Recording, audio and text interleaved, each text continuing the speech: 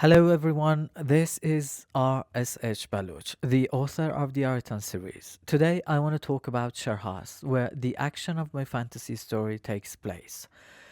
This is the map of Sherhast. As you see, there's a long river crossing Sherhast in the middle. This river is called Saila. It divides Sherhast into two parts, the north and the south.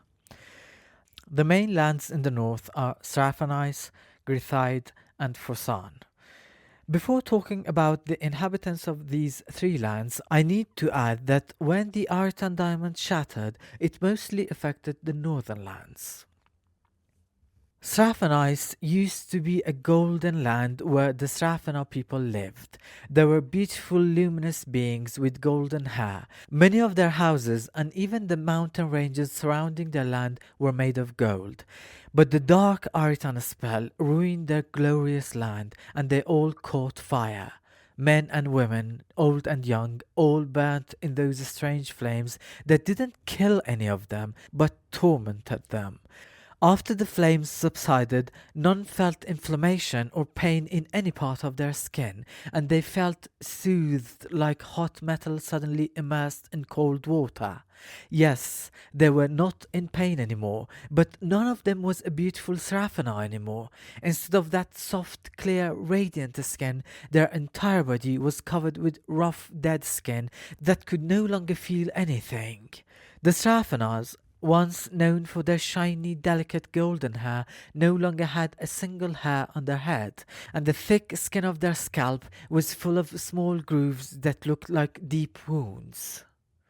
That strange curse had even affected their descendants. Every newborn Sraphana was very bright and beautiful for a few moments, and then they suddenly caught fire, and before long their skin became as scary as their parents' skin, in a way that it was hard to look at them.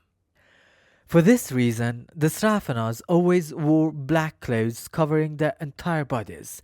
They even covered their faces with masks, and only their bright, beautiful golden eyes could be seen through a narrow slit in the mask. This vast wooded area in the northwest is called Grithide, where the Gritis people used to live.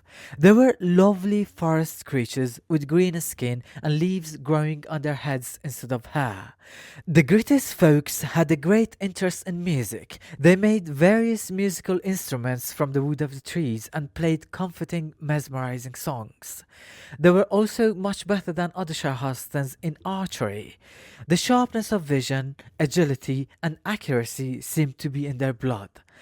Another interesting thing about the Gritis people was that they built their wooden houses on the thick branches of pastoral trees. They lived sporadically in several tribes, and in terms of size, they had the largest territory in Sherhast. When the Arritan diamond shattered, the southern part of the Grithide forest disappeared. Many trees in the southeast of Grithide burnt, and most of the area was instantly covered with reeds instead of huge pastoral trees. In the northeast of Sherhast, the great city of Frosan, surrounded by long interconnected mountain ranges, was home to the Frois people, who were very large and at least twice as tall as others.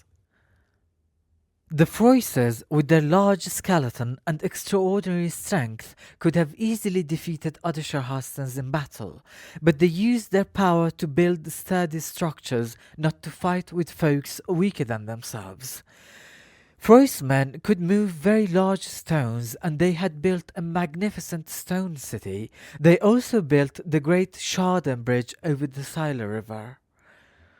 When the Arritan diamond shattered, nothing remained of their city but ruins, and they all turned into Dradanas. The Dradanas were very dirty and smelly creatures. They had pale, sludge-green skin as a child, but their skin tone became darker and remained the same as they got older. An adult Dradanar's long bony nose had a thin, durable skin appendage growing at the tip that always hung down. And they were very proud of it. Sometimes when there was personal combat between two Dradanas, each who could cut the other's nose off with its claws or teeth or any other way was the winner. They were rather intelligent but savage creatures who would even tear apart and eat each other if they couldn't find food. Now let's take a look at the southern Sherhast, which is divided into three main lands. In the western part, the Metagas live, who have magical powers. Of course, not all the Metagas can do extraordinary things, because these powers are completely hidden in them, and they must develop them, but it's very tedious and time-consuming work. Therefore, most of them prefer to go into agriculture instead of, in their own words, wasting their lives. But why agriculture? Because Metagra has very fertile soil. The land of Metagra, and especially Metagra city, may seem too small compared to other lands, but it's well populated, because there are many spaces in Metagra magically expanded, and although all the houses look like small huts stacked next to each other, most of them are big houses. The closest Sherhastans to the Metagas are the Ratanis people, who live in Ratania and happen to be very similar in appearance to the Metagas. These two groups of Sherhastans make a lot of trade together. The Ratanis people have extraordinary skills in making jewelry, metal utensils, and weapons.